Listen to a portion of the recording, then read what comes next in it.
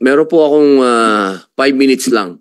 5 minutes pa bago po kami mag-session. May tanong lang po ako kay Attorney Lorna Kapunan, ma'am. So, sa mga narinig nyo po, hindi po ba qualified na yung sa mga doon po sa text messages, ano? Isang mabilis lang pong explanation. Hindi po ba to bumabagsak doon sa verbal? Meron po ba doon pa sa text messages meron ng verbal abuse o may sexual abuse na po doon sa pinag-usapan po nila? Doon pa lang po sa text messages. Sa palagay niyo po? Kasi yung harassment, hindi lang po physical, pwedeng verbal, miski na true or hindi, merong emotional at saka psychological po.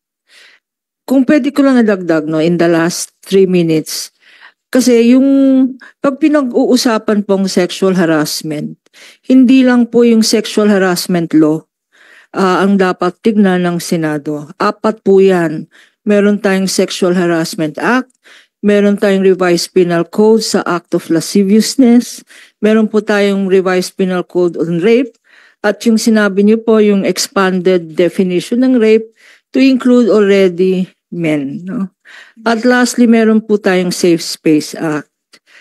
Sa palagay ko po, sa more than 40 years of practice ko, lalong-lalo dito sa involved naman ako sa industriya, on both sides, no, complainant and the accused, kailangan po talagang palitan o amendahan ang law natin. First of all, what particular law, attorney?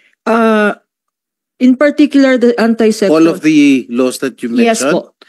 Are they obsolete? Especially the revised penal code. The areas that have to be amended. Attorney, just to yes po, on all the laws because, po. Yeah.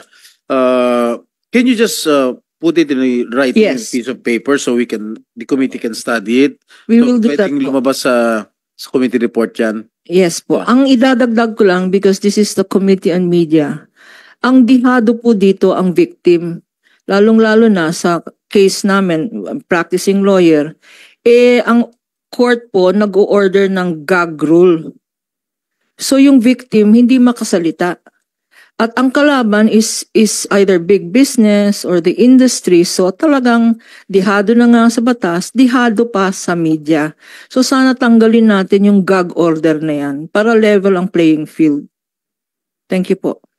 Pag sinabi nyong may gag order, applicable, educate this committee, applicable ba sa Senate yan? Because we're doing this in aid of legislation. Yes po, because like for instance, well, it's public knowledge, no? This is not violation of the gag order rule. It's public knowledge that we represent Gretchen Fulido. And this case has been pending for 6 years. It has not been resolved. It's pending in court, pero hindi po nalalaman ng publiko sapagkat may gag order. Rule. And unfortunately, because of the gag order rule, victims cannot ventilate yung cases of sexual harassment because media is controlled by companies na sponsors nila, na ang industriya, di ba? At kung minsan ang perpetrators mga bossing. Kanya yung CODI na yan, dapat tignan rin natin yung CODI, yung Committee on Decorum and Investigation, parang dihado rin ang victims dyan because no witness will appear and side with the victim. Kasi yung witness na yan, matatanggalin sa trabaho. Hindi ho ba? Yung witness na yan, matatakot rin. Miski na victim pa rin, wala pong sumusuporta sa mga victims because yung membro po ng mga CODI at sinabi na po mga television stations here that were present said that they have a CODI, but who will testify against upper management? Ganun lang po. Tingnan po lang natin. At lastly na lang po,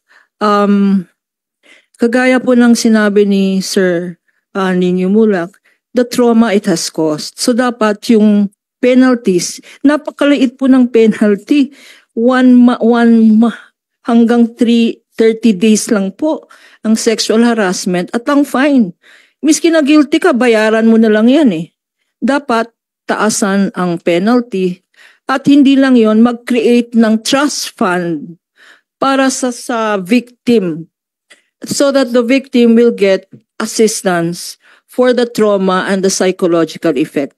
Yun lang po, we will submit a position paper on the matter. Thank you po. Thank you very much, Attorney Kapunan, for your inputs, your insights with regard to amending the laws that you have mentioned. Actually, some of them or all of them might be obsolete already kasi katulad nga sinabi niyo, mabababa yung jail term o mababa yung fine.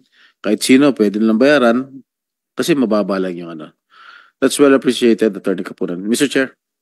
Okay po. Pasensya na po kayo dahil kulang na po kami sa oras. Pasensya na po kung hindi po namin nakuha lahat ng inyong mga gustong sabihin pero